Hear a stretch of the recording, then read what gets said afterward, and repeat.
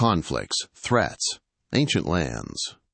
What if the story of Israel isn't just history, but a divine clock ticking towards its ultimate revelation? Is this nation, constantly at the heart of global headlines, merely a political entity?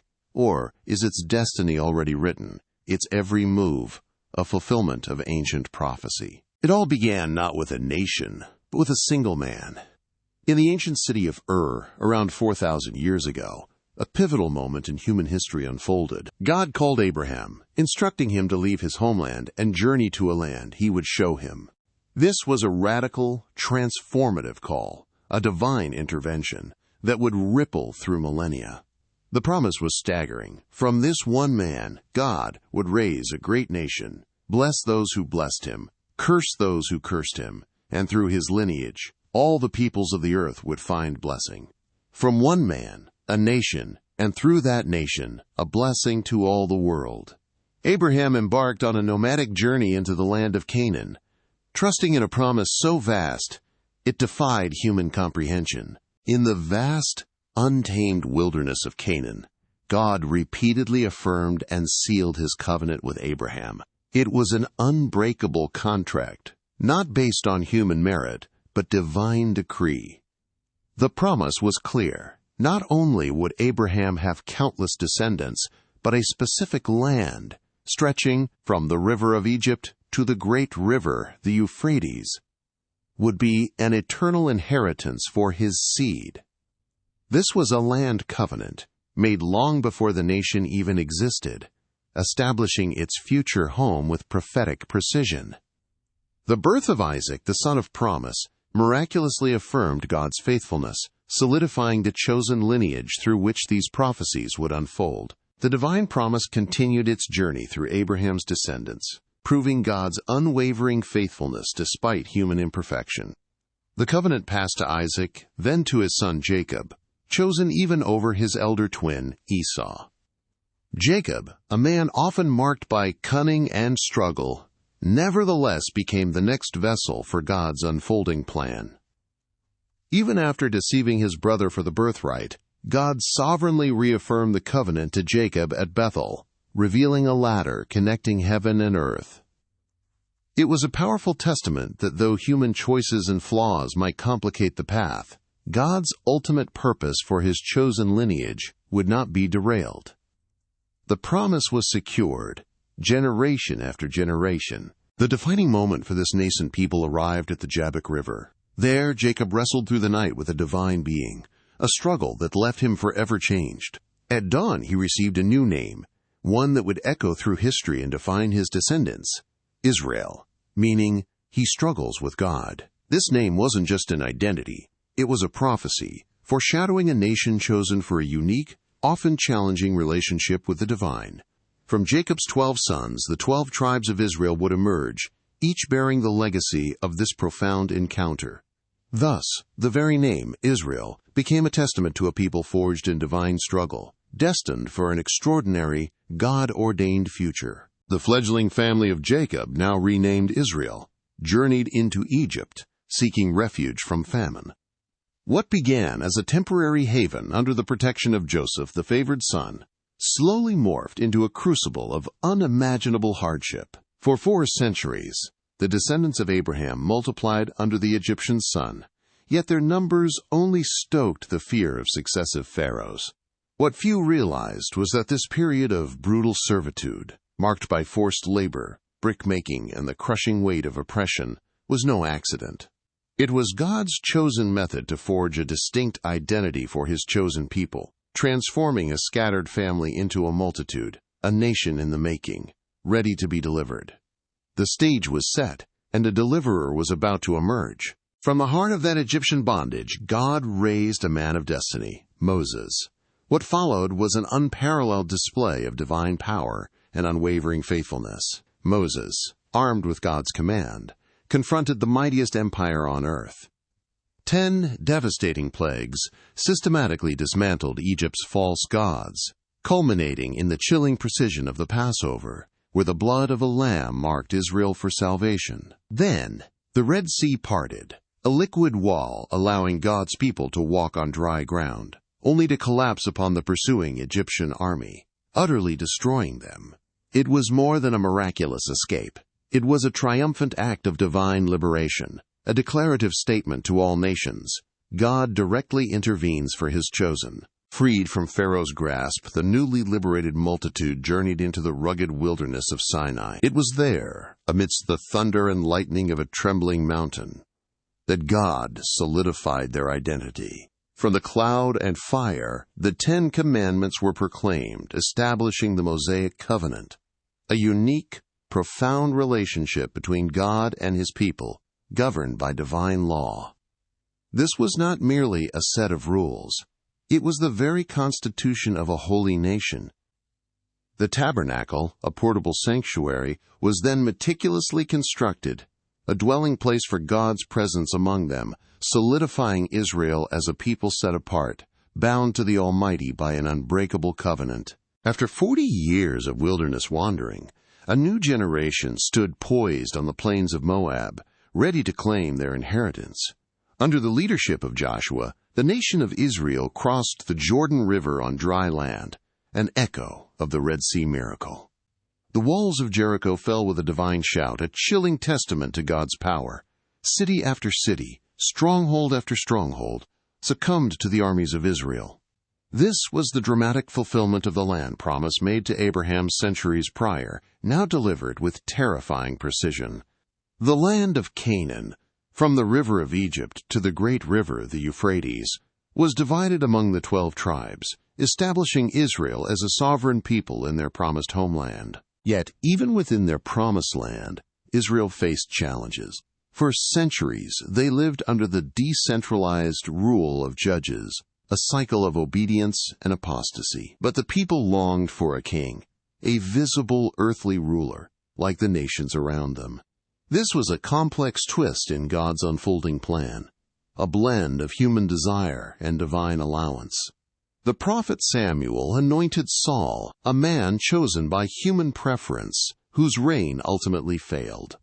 What followed was a profound shift, as God's true choice emerged, a shepherd boy with a king's heart, David. The establishment of a centralized kingdom was not without its human flaws and political shifts, yet through it, God's sovereign hand was moving, guiding His chosen people towards their destiny. King David's reign ushered in a golden age for Israel. He unified the tribes, expanded the kingdom's borders, and established Jerusalem as its eternal capital, a city destined for global significance. But it was God's covenant with David that echoed with the loudest prophetic resonance. The Lord promised David an eternal dynasty, declaring that his house and his kingdom would endure forever, and that a Messiah would come from his very lineage. This was an unconditional pledge, an eternal promise that transcended human imperfection. David's throne became a foundational pillar for all future messianic hope, shaping the destiny of not just Israel, but the entire world, pointing to a king whose reign would know no end. The glorious reign of David and Solomon had established Israel as a beacon, a united kingdom under God's chosen line. But even the most brilliant light can dim. After Solomon's death, the kingdom fractured, shattered by human ambition and spiritual compromise. Rehoboam's folly, a refusal to lighten the people's burden, ripped the 12 tribes in two. To the north, 10 tribes formed the kingdom of Israel, quickly sinking into idolatry under kings like Jeroboam. To the south, Judah and Benjamin remained, forming the kingdom of Judah, yet they too veered from the covenant. Prophets rose, voices crying in the wilderness, warning of impending judgment if the people refused to turn back to the God who had called them. But the warnings went unheeded. This tragic division ushered in centuries of spiritual decline, leaving God's chosen people vulnerable, a shadow of their former strength. The consequences of defiance were terrifyingly precise. First, the northern kingdom of Israel fell to the brutal Assyrians, its people scattered, its identity slowly absorbed by other nations. But the judgment was not finished.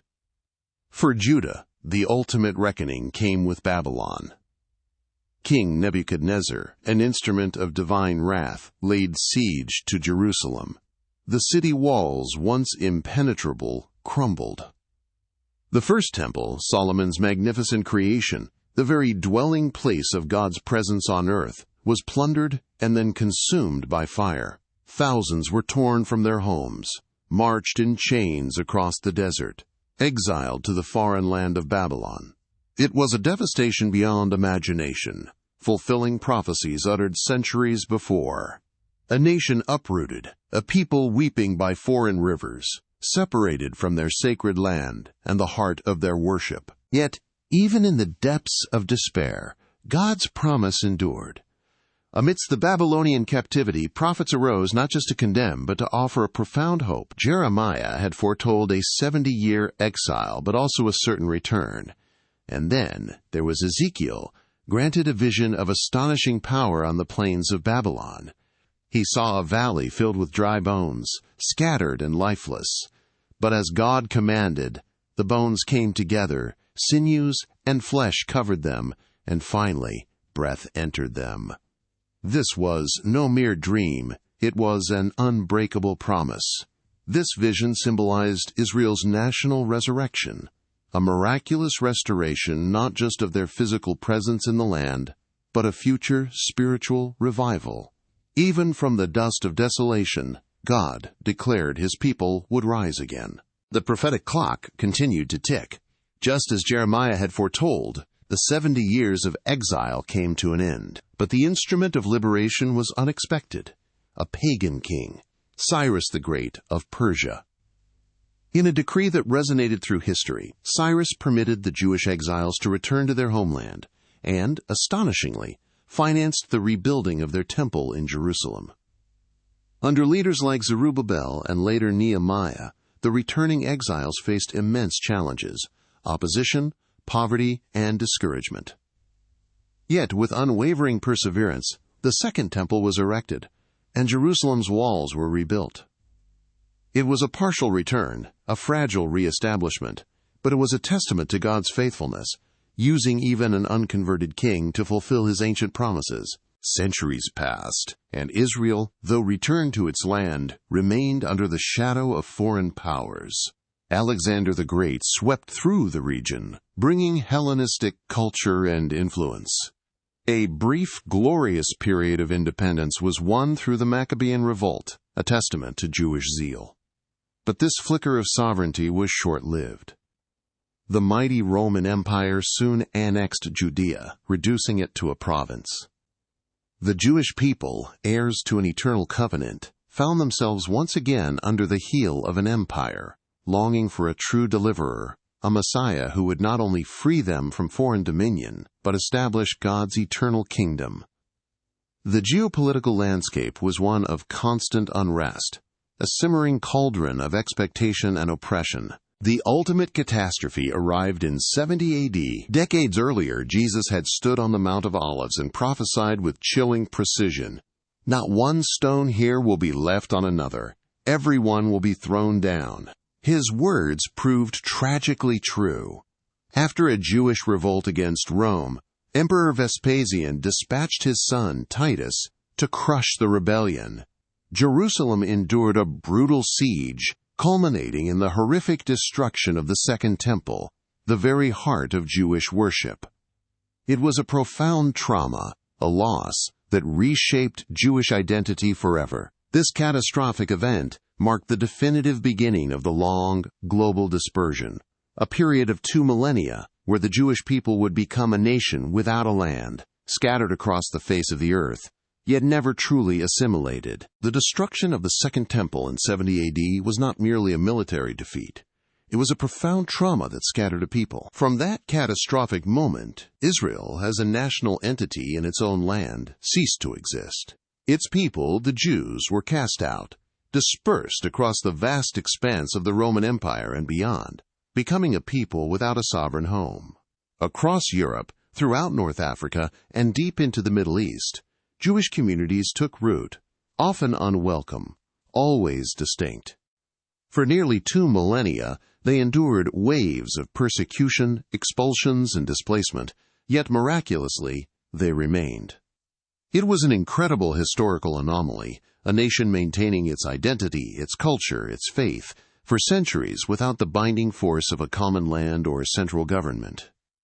How could this be? How could a people survive such an ordeal, defying every law of history? Yet, even as they were scattered, the Jewish people clung to the spiritual and cultural anchors that defined them. In every distant land, the Torah, God's sacred law, became their portable homeland. Synagogues, not temples, became their centers of worship and learning, preserving ancient traditions. The Hebrew language, though no longer a spoken tongue for daily life, was cherished as the language of prayer and scripture, a direct link to their divine covenant. Generations of scholars devoted their lives to studying, interpreting, and transmitting these sacred texts. This wasn't merely cultural preservation, it was an act of unwavering faith, a testament to an enduring hope. They held fast to the belief that one day God would gather them again, restoring them to the land He had promised their forefathers. This continuous longing for Zion, for Jerusalem, pulsed through their very being, a divine heartbeat in exile. This fervent hope for return was not a passive dream. It was a living, breathing prayer woven into the very fabric of Jewish life. For nearly 2,000 years, at the conclusion of every Passover Seder, the declaration echoed, "Next year in Jerusalem." It was more than a wish. It was a prophetic affirmation, a defiant declaration against the crushing weight of dispersion. Daily prayers were recited facing east, towards the sacred city, a constant spiritual compass guiding their hearts back to the Promised Land. Messianic expectations, deeply intertwined with the restoration of Israel, fueled this longing. They believed that the coming of the Messiah would usher in a new era, marked by their triumphant return to Zion. This profound spiritual connection to the land, an unwavering belief in God's unbreakable promise, sustained them through every dark night of exile. During this long night of diaspora, Israel occupied a unique and isolated position on the world stage. Empires rose and fell around them. The Byzantines, the Islamic caliphates, the European monarchies, the Ottoman Turks. Each left its mark on history, but none could fully absorb or eliminate the Jewish people. They remained a distinct entity, a people apart, a living testament to divine preservation. The world's inability to fully integrate or utterly erase them was a historical enigma. This diaspora was not merely a punishment for past transgressions, but a dramatic fulfillment of prophecy assigned to the nations. Israel, scattered yet intact, became a living, breathing prophecy, defying the natural laws of assimilation and dissolution that typically consume stateless peoples. This unique isolation underscored God's deliberate, ongoing purpose for them among the nations. Against every historical precedent and human logic, the lineage and identity of the Jewish people remained unbroken. Through millennia of separation, diverse cultures, and relentless persecution, their unique genetic and cultural thread persisted, an undeniable miracle. This unwavering continuity is the ultimate proof of God's faithfulness to His covenant, even during periods of judgment and dispersion. His promises to Abraham, Isaac, and Jacob, confirmed to David, were not forgotten. The dry bones of Ezekiel's vision, though scattered and seemingly lifeless, were preserved by a divine hand, waiting for the breath of life to re-enter. This miraculous endurance, this unbroken identity, was not a mere accident of history. It was a clear, unmistakable sign, setting the stage for the most astonishing prophetic fulfillment of the modern age, Israel's rebirth. The long night was finally drawing to a close. For nearly 2 millennia, the Jewish people lived scattered, a diaspora across continents, yet their spiritual compass always pointed home. Then, in the late 19th century, something stirred. Not a divine pronouncement, but a human reawakening.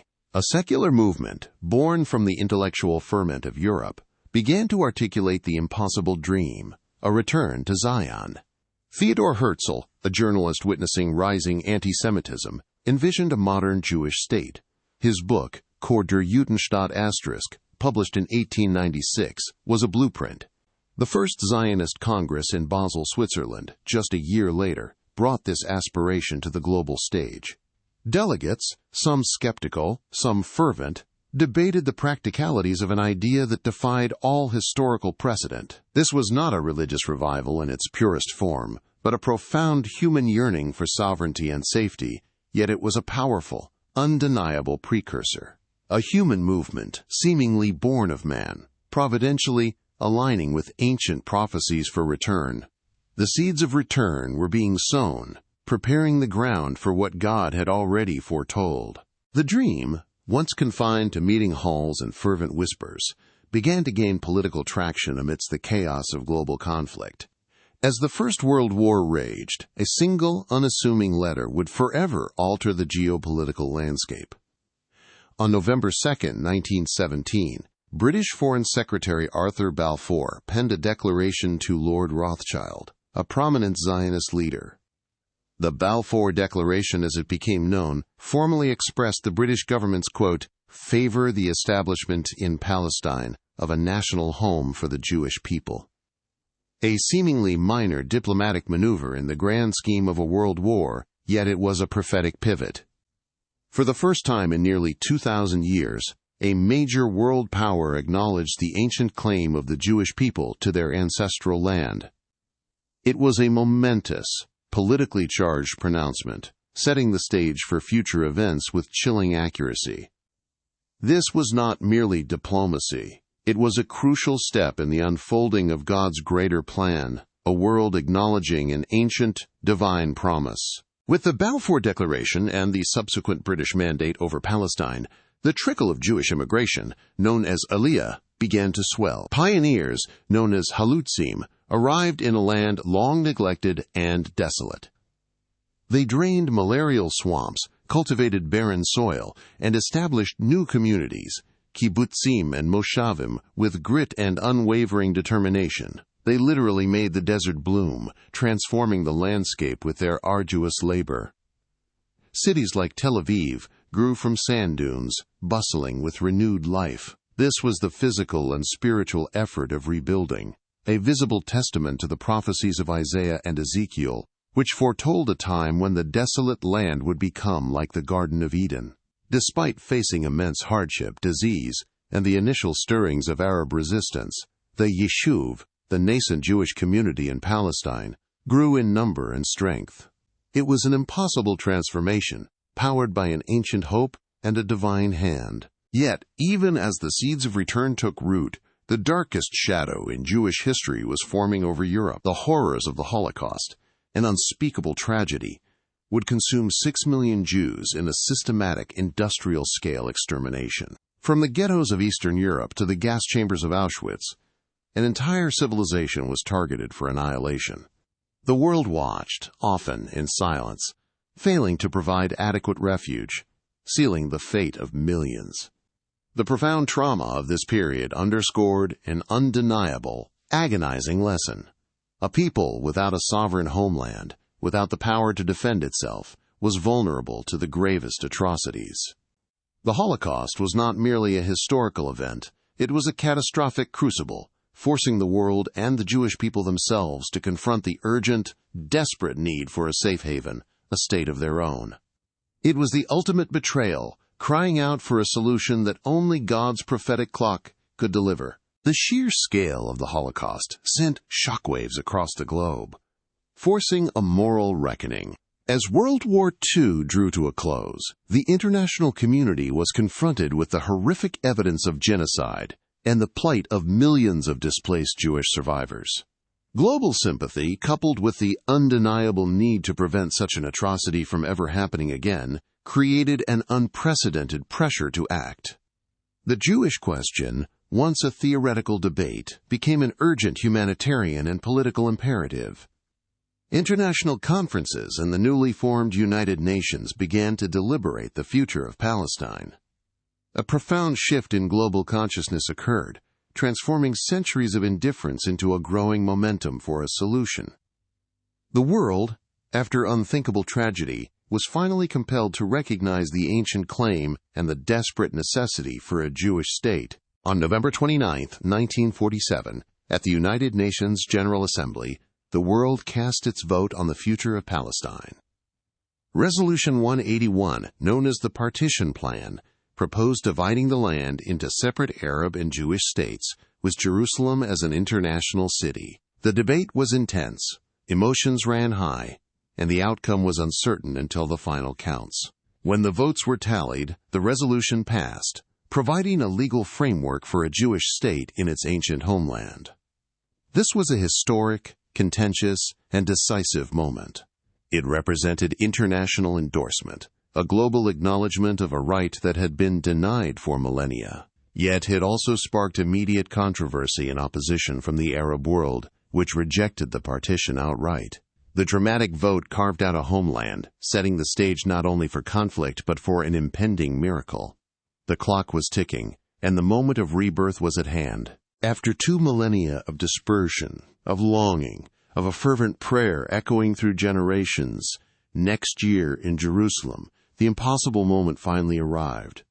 On May 14, 1948, in the bustling city of Tel Aviv, David Ben-Gurion stood before the Provisional State Council and declared the establishment of the State of Israel. This was no mere political maneuver. It was the resounding strike of God's prophetic clock, a nation reborn after nearly 2,000 years, blossoming like a fig tree after a long winter. The world watched, some in awe, others in disbelief, as this ancient dream materialized into modern reality. Within minutes, the United States, followed by other nations, extended recognition. The British mandate dissolved, and a sovereign Jewish state, against all human logic and historical precedent, stood once more on its ancient soil. But the rebirth was immediately met with a storm of fury. Hours after its declaration, 5 surrounding Arab armies launched a coordinated invasion. Egypt, Transjordan, Syria, Lebanon, and Iraq, joined by forces from Saudi Arabia and Yemen, descended upon the nascent state. The odds were insurmountable. A newborn nation, barely armed, with no established military, against the combined might of seasoned armies. Yet, in what can only be described as a profound act of divine intervention, Israel not only survived, but triumphed. This was a true David versus Goliath conflict, a miraculous war of independence that secured its existence, proving that the hand of God was unmistakably guiding its destiny. The armistice agreements of 1949 sealed Israel's place on the map, a testament to God's unwavering faithfulness. Even as the echoes of battle faded, another ancient prophecy began its visible fulfillment: the ingathering of exiles.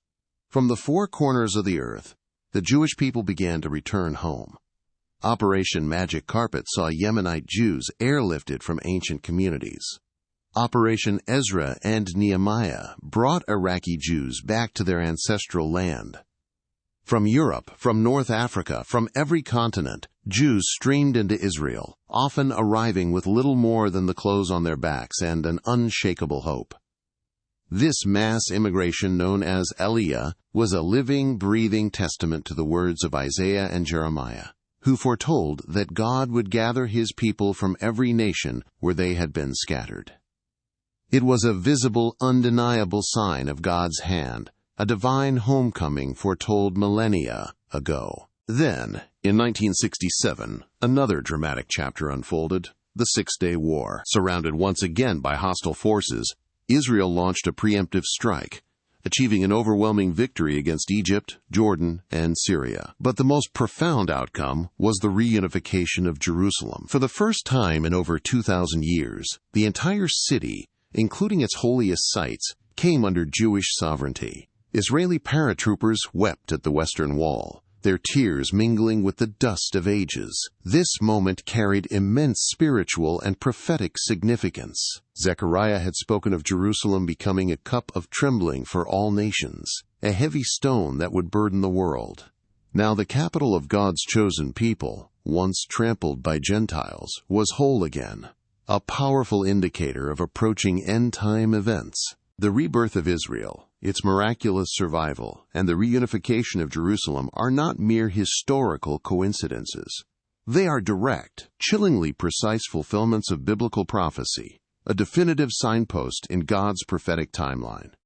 Jesus himself spoke of the parable of the fig tree, declaring, "Now learn this lesson from the fig tree. As soon as its twigs get soft and its leaves come out, you know that summer is near. Even so, when you see all these things, you know that it is near, right at the door." Matthew chapter 24, verses 32 to 34. The fig tree, an ancient symbol of Israel, has indeed blossomed. Its leaves have appeared. These events, unfolding before our very eyes, are a powerful, undeniable confirmation that Israel is God's prophetic clock, ticking towards its ultimate role in the end times. Israel. The very name evokes headlines, sparks debates, and ignites passions across the globe.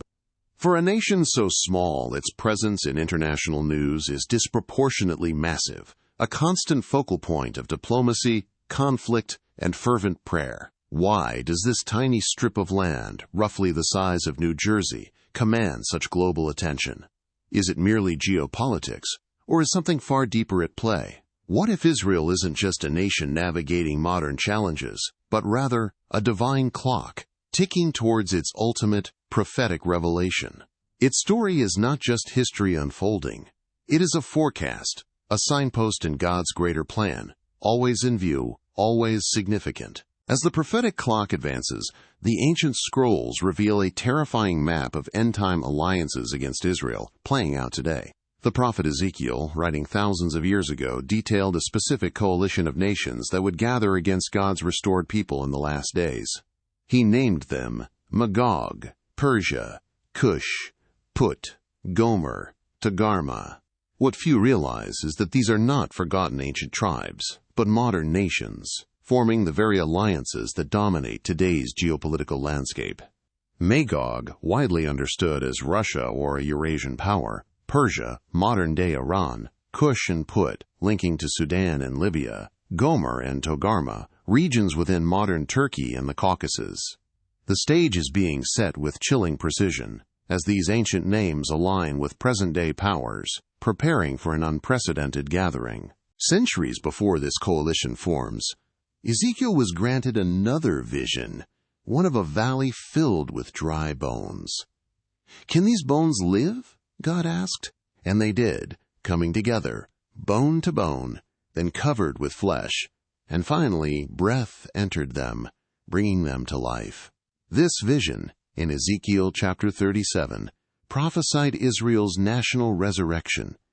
The miraculous rebirth of the state of Israel in 1948 and the ingathering of exiles from the four corners of the earth was the physical fulfillment, the bones coming together, the nation reformed.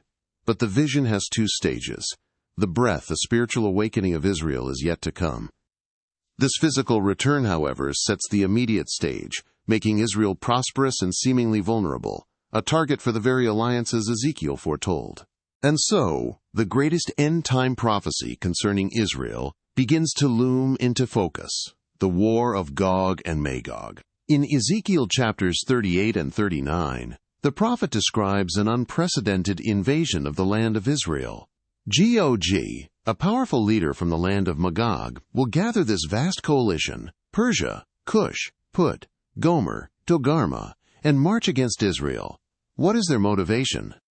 Ezekiel reveals it with terrifying clarity: to capture spoil and to seize plunder, to lay hands on a land described as dwelling safely and possessing great wealth after its miraculous return. This will not be a minor skirmish, but a massive, multinational assault targeting a seemingly undefended Israel in the last days. Imagine the scene: a vast military force surging like a storm, covering the land. From the north, from the south, from the east, armies converging on the tiny nation of Israel. Ezekiel paints a picture of overwhelming odds, a desperate situation where Israel appears isolated, surrounded, and on the brink of annihilation. You will advance like a storm, the scripture says. You will be like a cloud covering the land, you and all your troops and many peoples with you. This is the moment of ultimate vulnerability, a seemingly impossible confrontation where human logic dictates only one outcome: the destruction of the Jewish state. But the story doesn't end with human logic. For this unprecedented invasion, this audacious assault on God's chosen land, will provoke an immediate, catastrophic divine response. God declares, "I will show my greatness and my holiness, and I will make myself known in the sight of many nations. Then they will know that I am the Lord." From heaven, he unleashes a torrent of judgment, massive earthquakes, a hail of fire and brimstone, pestilence, and overwhelming confusion among the invading armies, causing them to turn their swords against one another. It is a spectacle of divine power, a triumphant vindication of God's sovereignty as he utterly destroys the coalition, protecting Israel and revealing his glory to a watching world. As the prophetic clock ticks towards its final hour, Israel faces a period of unprecedented darkness, a time Scripture calls Jacob's trouble. After the miraculous return to their land and the gathering from the nations, a final, intense refinement awaits. This era, known as the Great Tribulation, will see the rise of a global ruler, the Antichrist, who will unleash unparalleled persecution upon the Jewish people. They will endure spiritual and physical trials like no other generation, a purifying fire designed to turn their hearts fully back to their God. Yet, even in this crucible of suffering, God's faithfulness endures. A remnant, 144,000 Jewish witnesses, will be sealed, standing firm as a beacon of truth amidst global turmoil. This is the ultimate test, the final preparation for a revelation that will shatter the darkness forever. Just as the darkness seems absolute, hope will burst forth from the heavens with terrifying precision. The climax of history, the moment prophesied for millennia, will arrive, with a celestial light that eclipses the sun and a sound that shakes the very foundations of the earth. The Messiah will return. As Zechariah foretold, his feet will stand on the Mount of Olives, which will split in two. Every eye will see him, descending in power and glory, not as a humble servant, but as the King of Kings. He will utterly defeat the combined forces of the Antichrist and the nations gathered against Jerusalem, a swift, decisive victory that vindicates God's justice and fulfills every ancient promise. This is not merely a rescue. It is the ultimate, glorious triumph. In that breathtaking moment, as the Messiah stands on the Mount of Olives, a profound spiritual awakening will sweep across Israel. The prophecy of Zechariah chapter 12 will be fulfilled with heart-wrenching beauty. God will pour out on the house of David and the inhabitants of Jerusalem the spirit of grace and supplication. They will look upon him whom they have pierced, and they will mourn for him as one mourns for an only son. The veil will be lifted, their eyes opened to recognize Jesus, not just as a prophet, but as their long-awaited Messiah. This is the spiritual resurrection, the final, complete fulfillment of Ezekiel's dry bones vision. As breath enters the revived nation, transforming hearts of stone into hearts of flesh, bringing about the greatest spiritual revival the world has ever known. With the Messiah's glorious return, a new era will dawn, the millennial reign. From Jerusalem, the King will establish his righteous dominion over all the earth for 1,000 years. It will be a time of unparalleled peace, justice, and restoration. Swords will be beaten into plowshares, and nations will no longer train for war. Creation itself will be healed, as the wolf lives with the lamb, and a little child leads them. Jerusalem, once a cup of trembling, will become the undisputed spiritual and political capital of the world, a city radiating the glory of God. Israel, finally at peace in its land, will serve as a priestly nation, a beacon of truth and righteousness to all peoples, leading the way in a world governed by divine law. In this glorious millennial kingdom, Israel's ultimate purpose, first declared to Abraham, will be fully realized: to be a light to the nations, a channel of global blessing. People from every tongue and tribe will stream to Jerusalem, year after year, to worship the King, the Lord of hosts, and to learn his ways. As Isaiah prophesied, "Out of Zion shall go forth the law and the word of the Lord from Jerusalem." Israel will teach the nations, guiding them in righteousness and justice. The ancient promise that through Abraham and his descendants, all the families of the earth would be blessed, will finally be fulfilled in its most complete and beautiful form.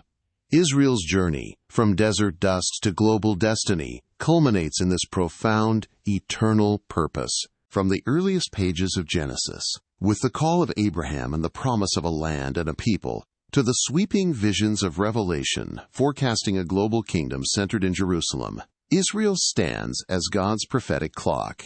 We have witnessed its miraculous rebirth, its survival against impossible odds, and its ongoing prominence on the world stage, each a chillingly precise fulfillment of ancient scripture. God's faithfulness to his covenants, even through judgment and dispersion, remains unwavering. Israel's story is not merely history. It is a living, unfolding prophecy, ticking towards its ultimate revelation. Do you see the signs?